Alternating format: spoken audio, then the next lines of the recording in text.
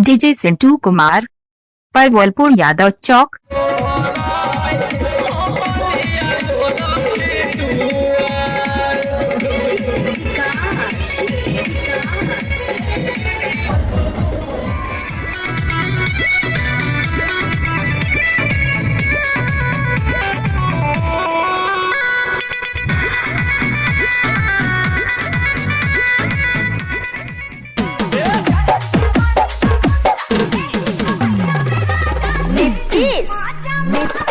क्या नाम है आपका? डीजे सिंटू कुमार, परवलपुर यादव चौक, परवलपुर यादव चौक।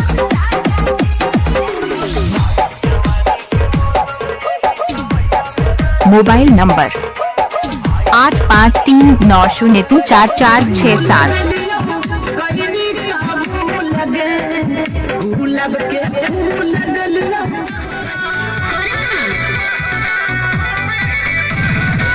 डीजे सिंटू कुमार, परवलपुर यादव चौक।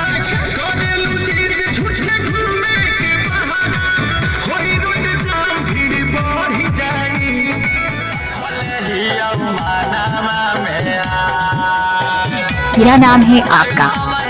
DJ Sintu Kumar, DJ Sintu Kumar, Parwalpur Yadav Chowk, Parwalpur Yadav Chowk.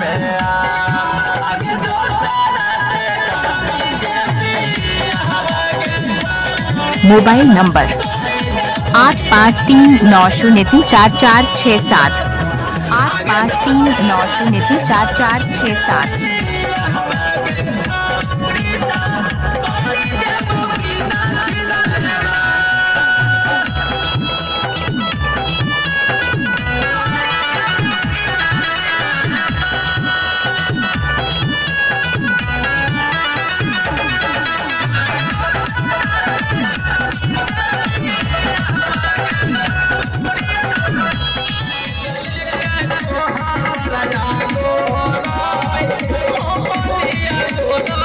क्या नाम है आपका? डीजे सिंटू कुमार, डीजे सिंटू कुमार, परवलपुर यादव चौक, परवलपुर यादव चौक।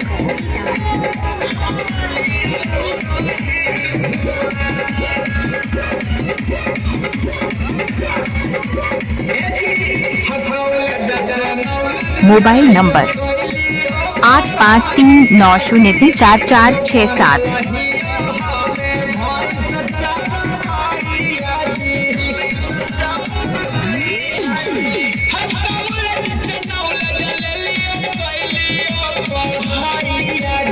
नीतीश, डीजे सिंटू कुमार, परवलपुर यादव चौक, परवलपुर यादव चौक।